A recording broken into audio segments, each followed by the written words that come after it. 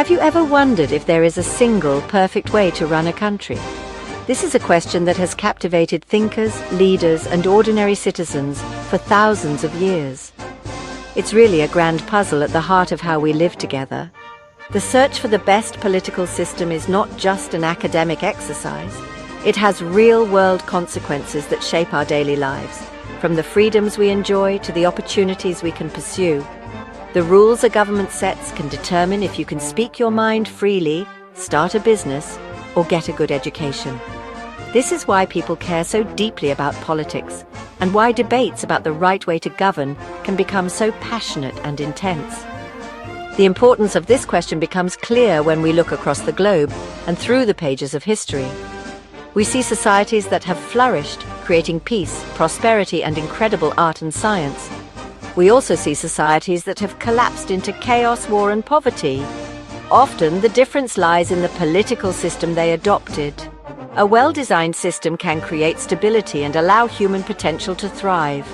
A flawed one can lead to oppression, conflict, and stagnation. Understanding these systems helps us become better citizens, capable of thinking critically about our own societies and the world we share with others. The quest for an ideal government is also a deeply personal one. It forces us to ask ourselves what we value most. Is it individual liberty, the freedom to make our own choices without interference? Or is it community and equality, ensuring that everyone is cared for and has a fair shot at a good life? Perhaps it is security and order, the guarantee of a safe and predictable society. Different people will have different answers, and these answers often point toward different kinds of political systems. This fundamental disagreement is why there is no easy solution and why the conversation continues. Ultimately, exploring different political systems is about imagining a better world. It is a journey into the biggest ideas about justice, fairness, and human nature. By studying how others have tried to organize their societies, we gain the tools to improve our own. We learn from their successes and their failures. The goal may not be to find a single, one-size-fits-all answer that works for everyone, everywhere. Instead, it is about understanding the options, the trade-offs, and the timeless principles that can guide us in our shared, ongoing project of building a more just and prosperous world for all. So, what exactly is a political system? In simple terms, it is the set of rules, practices, and institutions that a country uses to govern itself. Think of it as the blueprint for how power is distributed and exercised. It answers fundamental questions. Who gets to make the laws? How are leaders chosen? What rights and responsibilities do citizens have? And how are disagreements resolved? Every country, from the smallest island nation to the largest superpower, has a political system that provides the framework for its public life. This framework is essential for maintaining order and making collective decisions for the society. A political system has several key components. First, there is the structure of government itself. For example, whether it has a president, a prime minister, a king, or a ruling council. Second, it includes the laws and a constitution that outline the limits of government power and the rights of the people. Third, it defines how people participate in politics. This could be through voting in elections, joining political parties, protesting peacefully, or other forms of civic engagement. Together, these elements create a complex machine designed to manage the affairs of a state and its people, creating a predictable environment for society to function. Power is the central ingredient in any political system. The system determines who holds this power and how they are allowed to use it.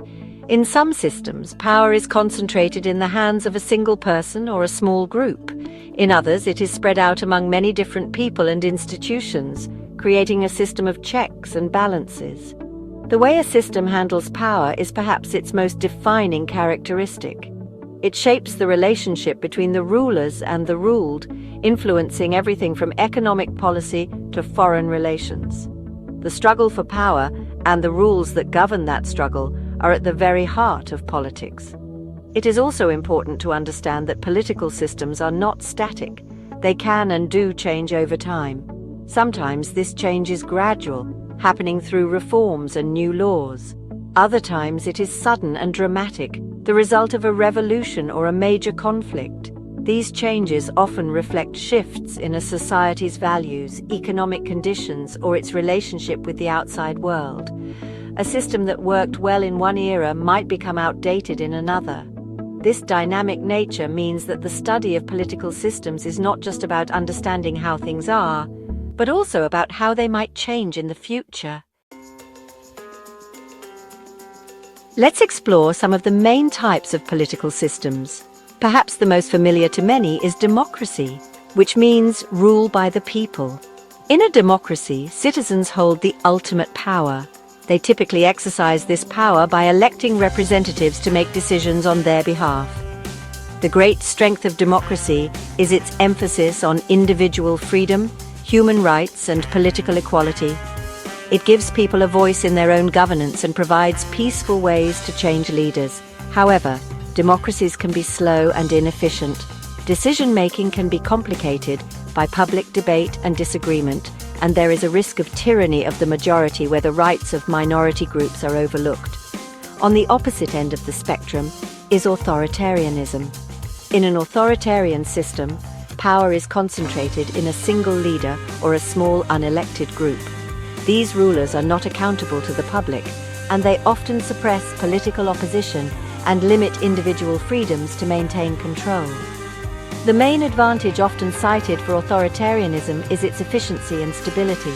A single ruler can make decisions quickly and implement long-term plans without facing public debate. The significant weaknesses, however, are the lack of personal liberty, the potential for abuse of power, and the absence of mechanisms for holding leaders accountable for their mistakes or corruption. An older form of government is a monarchy, where a single person, the monarch, inherits their power and rules for life. Historically, monarchs held absolute power, much like an authoritarian dictator.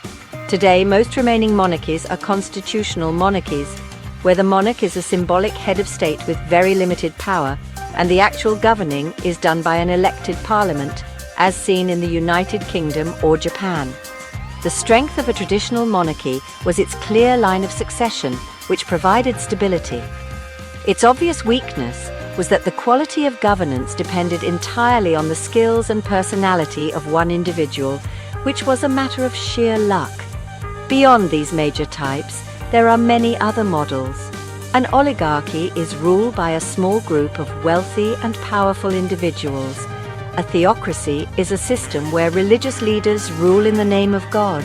Technocracy is a proposed system where experts and technical specialists would be in charge.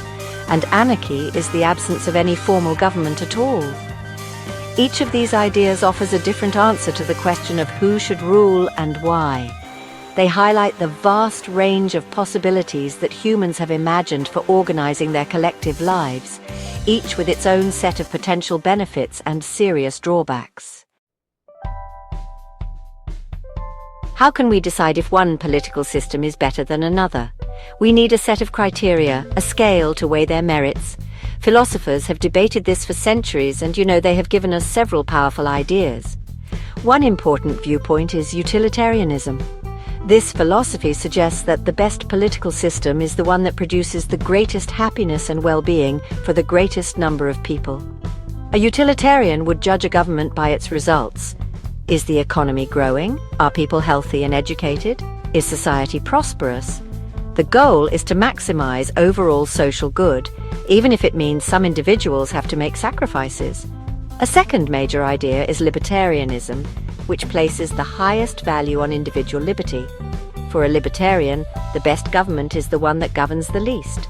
They believe that the primary role of the state is to protect individual rights, specifically the right to life, liberty, and property. Any government action that goes beyond this, such as wealth redistribution or regulating personal choices, is seen as an unjust violation of freedom. Libertarians would judge a system by how well it protects personal autonomy and minimizes coercion, arguing that free individuals making voluntary choices will create the most just and prosperous society. A third perspective is communitarianism, which emphasizes the community and our shared responsibilities to one another. Communitarians argue that we are not just isolated individuals, we are shaped by our families, cultures, and societies. They believe that